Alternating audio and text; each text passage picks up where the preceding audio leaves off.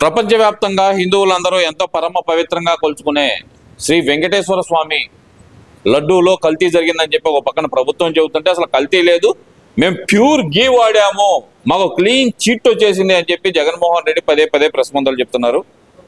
కానీ అదే మాట వెళ్ళి అసెంబ్లీకి ఎందుకు చెప్పట్లేదు? అసెంబ్లీకి వెళ్ళని జగన్మోహన్ రెడ్డి యజ్ఞయాగాదులు చేస్తున్నారు, మరో పక్కన ఇఫ్తార్ విందులు పాల్గొంటున్నారు. ఎలా చూడాలంటారు అసలు ఇదంతా? అందరికీ నమస్కారం అండి. ఈ జగన్ రెడ్డి తిమ్మిని బెమ్మిని చేయాలని చూస్తున్నాడండి. ఈ 11 శాసనసభ స్థానాలు వచ్చిన కడప పులివెందుల ఎమ్మెల్యే జగన్ రెడ్డికి మేము తెలియజేది ఏమనగా, నువ్వు నెయ్యిలో కల్తీ లేదని మామూలు ప్రజలకు తెలియజేయాలనుకుంటున్నావు. నీకు ఏ కంపెనీ ఏ ల్యాబ్ నీకు ఆ సర్టిఫికేట్ ఇచ్చిందో ఆ సర్టిఫికేట్ ప్రజలందరికీ చూపించవలసిందిగా మేము కోరుకుంటున్నాము. ఇప్పుడు అతనికి అసెంబ్లీ ఎగ్గొట్టి మామూలుగా రంజాన్ ఇఫ్తార్ విందులో తిరుగుతున్నాడండి.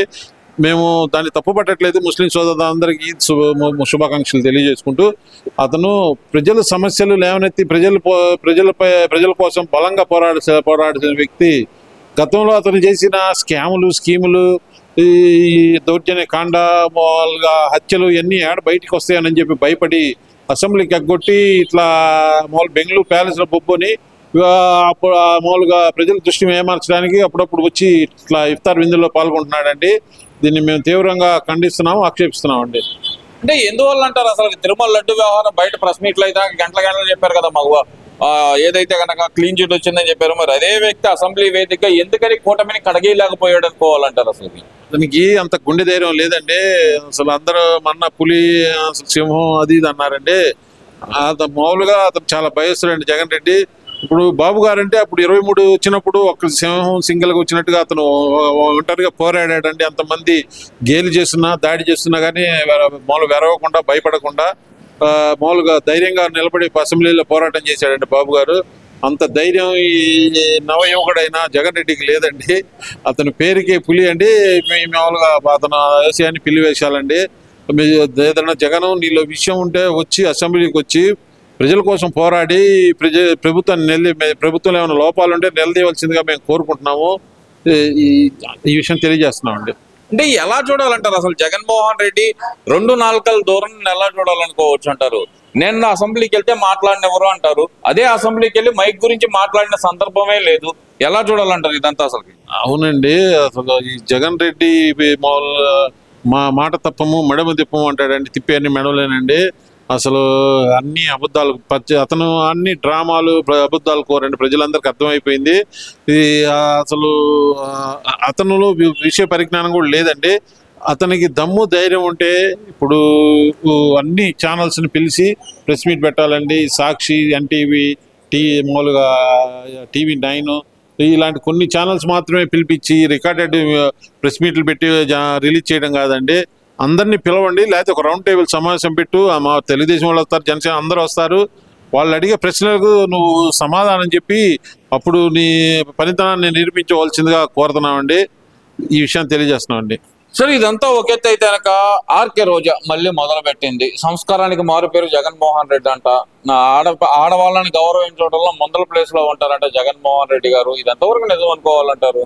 ఇప్పుడు జగన్ రెడ్డి ఆడవాళ్ళని గౌరవించేటట్టయితే గత ప్రభుత్వంలో అమరావతి మహిళలు ఉద్యమ సమయంలో వాళ్ళని ఎంత శారీరకంగా ఎంత హింసించాడో ప్రజలందరూ చూడబట్టేనండి.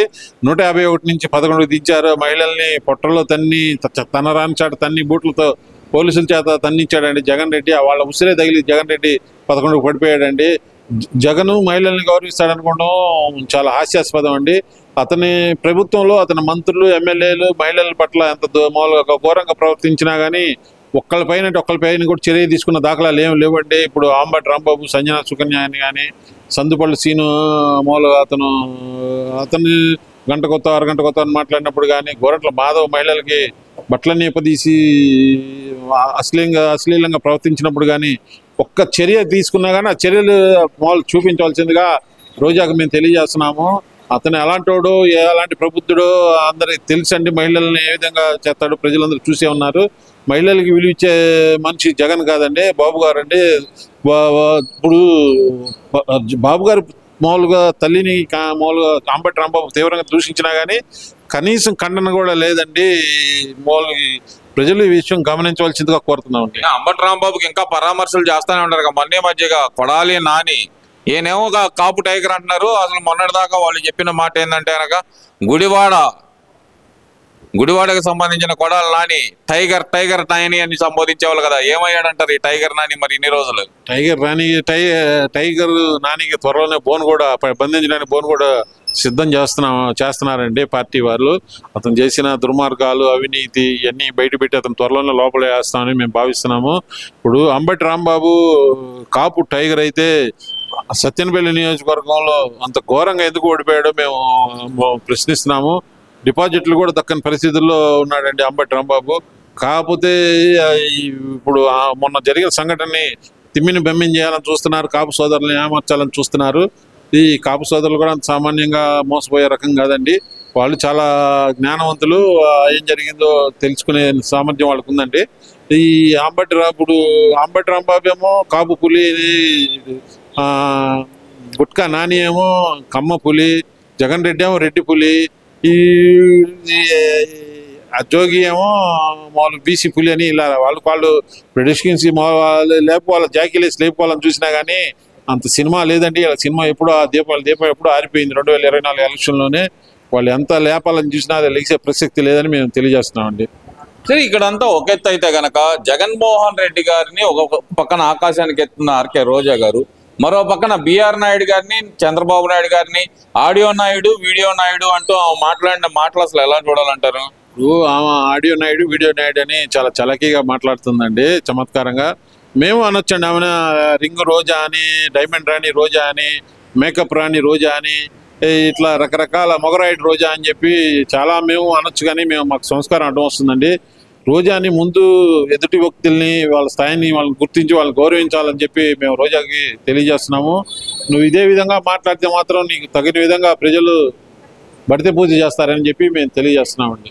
ఎందువల్ల అంటారు ఇక్కడ బిఆర్ నాయుడు గారిని ప్రత్యేకంగా వైసీపీ వాళ్ళు టార్గెట్ చేయడానికి కారణం ఏమనుకోవచ్చు అంటారు? వైసీపీ మామూలు టీటీడీ జగన్ హయాంలో టీటీడీ రోజులో ఒకటి కాదండి, అనేక అన్యాయాలు, అక్రమాలు, భూమన్ కరుణాకర్ రెడ్డి, ఇతను వైవి సుబ్బారెడ్డి హయాంలో జరిగిన అక్రమాలు అంటూ ఏమి లేవండి. అసలు నెయ్యి స్కామ్ మొదలుపెట్టింది వైవి సుబ్బారెడ్డి అండి. అతను అంతకుముందు ఒక ప్రెస్ మీడియా కూడా రిలీజ్ అయిందండి, యూట్యూబ్లో కూడా ఇప్పటికే ఉంది.